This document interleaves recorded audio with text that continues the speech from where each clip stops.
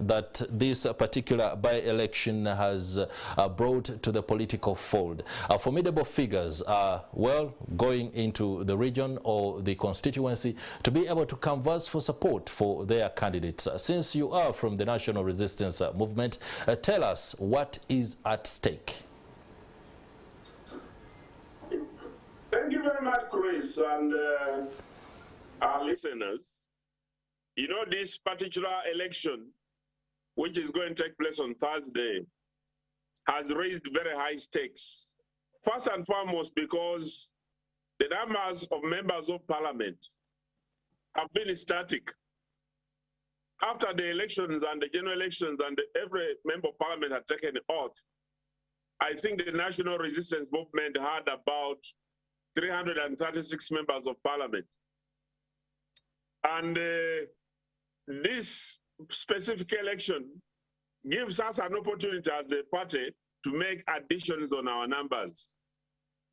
When you go to the FDC with their numbers in parliament, this particular election, if they lose it, they will be a member of parliament lower than they were last month.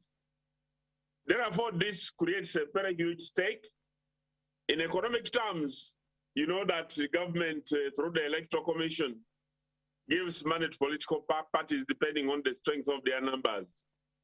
Whichever party makes gains, also it comes with economic dividend on the amount of money that will be extended to the party to fund the political activities. But besides that, you also know that until recently, the Soroti part of the country has been a very strong bastion for the Forum for Democratic Change. At one time, they swept all members of parliament, including ministers, and right now, NRM is making a comeback, making an explanation, correcting on the mistakes that some of our leaders could have made, but also explaining how government is going to deliver on its promises.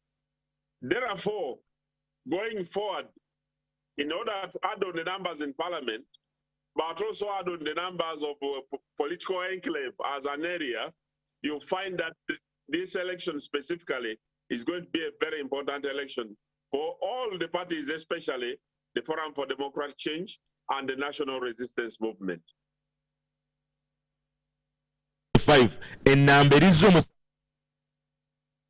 That the government machinery is very strong coming into this by-election. We see the president is expected to campaign and canvass for support for the candidate of the National Resistance Movement, Mr. Ariko.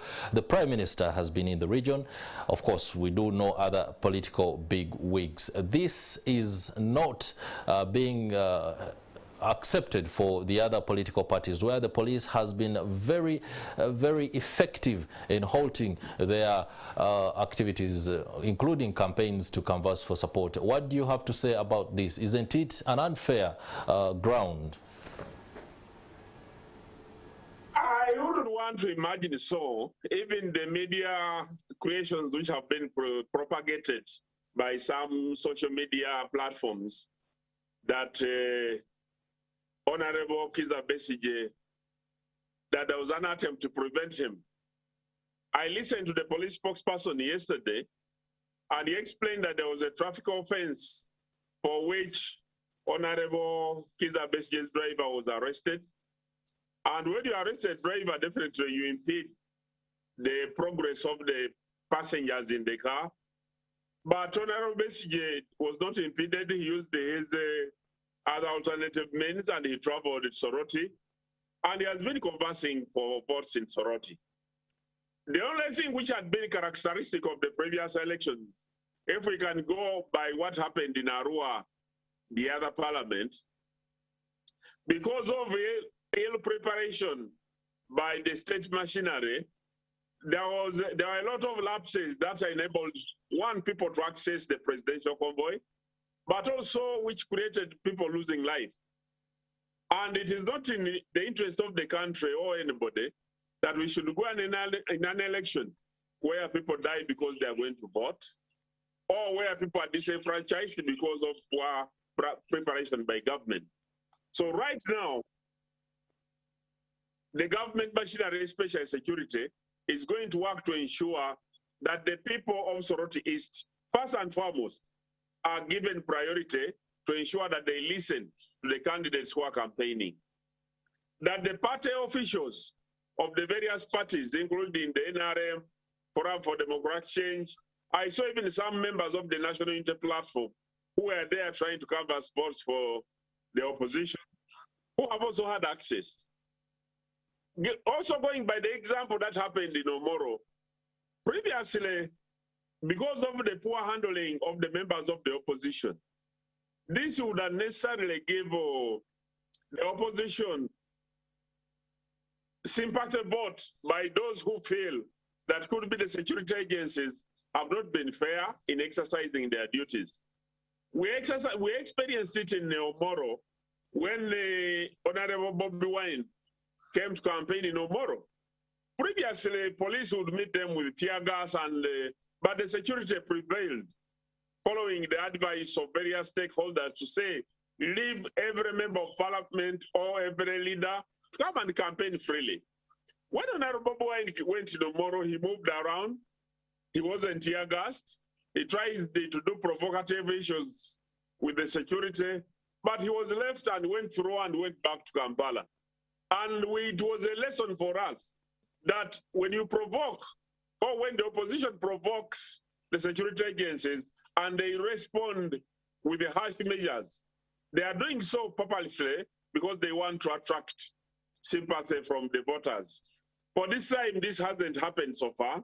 And I believe that we are going to have a very free and fair election where the will of the people of Soroti East is going to be exercised through the ballot box.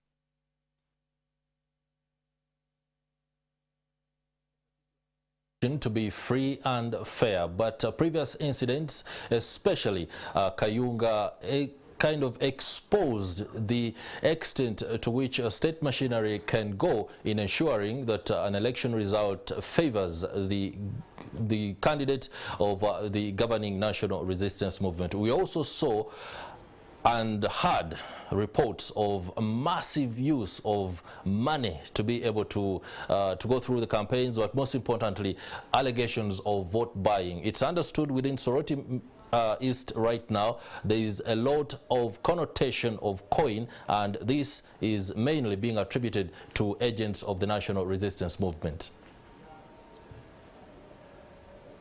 Chris, one thing I want to tell our listeners is that money is a factor in an election. People should never I've listened to people who have never participated in an election disparaging the use of money, and money only becomes bad if it is used as a bribe. But look at the leaders' conferences and leaders' meetings that have been done in various places. For instance, when we were in Omoro, where the president invites to talk to leaders because of the COVID restrictions.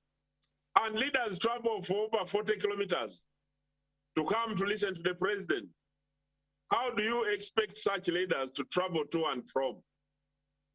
So in such a situation, when we were in Omoro, the president directed the party that we must transport the leaders because he was not going to address rallies. And like you saw yesterday, the president did not address any rally in Soroti, but these were invited leaders who undertook COVID test, and they were seated in the political tents, in the tents that had been arranged by the political parties. Those tents are paid for. The chairs on which they sat are paid for. The porter which is given to the members when they are gathered, they is paid for.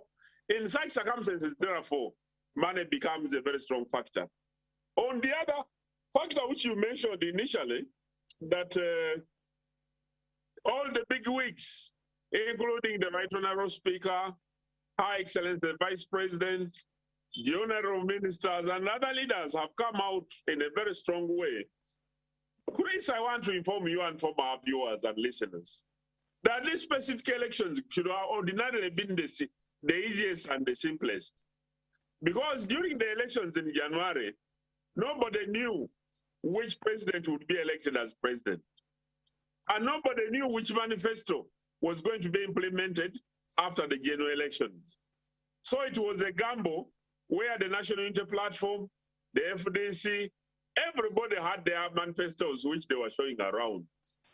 But after the general elections, where NRM emerged a winner, and the President Museveni has taken the oath and given authorization to implement the NRM manifesto using government funds.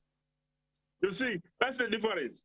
This time the president has been allowed to collect taxpayers' money, use it to implement the NRM manifesto. If it were you electing or going to vote, and you want to have access to the government funds, which government collects from the public of Uganda, which party would you vote for when you want delivery of government services? When you look at the FDC, what delivery are they going to do? When you look at the independents, they don't have mandate to collect tax. They don't have mandate to use government funds to implement their manifesto. But here is NRM government, which is going to implement government programs or its manifesto using taxpayers' money.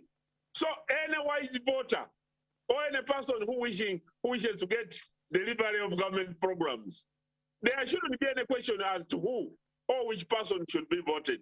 This would be a clear instance to show that let the National Resistance Movement be voted, and let us wait for the general elections when people can again try their chances on other options. But for now, all the people know that NRM is in power, given mandate to collect tax from the people and implement the NRM manifesto. So let all the people of Soroti East just vote for NRM, and then we continue. All right, thank you very much, Honorable Emmanuel Dombo, the Communications Director at the National Resistance Movement, giving us the ruling party's perspective with regard to the by-election in Soroti East, where voting is expected on Thursday. Our correspondents Juma Kiria and Jackson Onyango are there and shall be bringing you each aspect of the campaigns and, of course, the election as and when that action happens. I just have to emphasize that we had invited the FDC honcho, that is Salamu Sumba, to be able to join us for this conversation.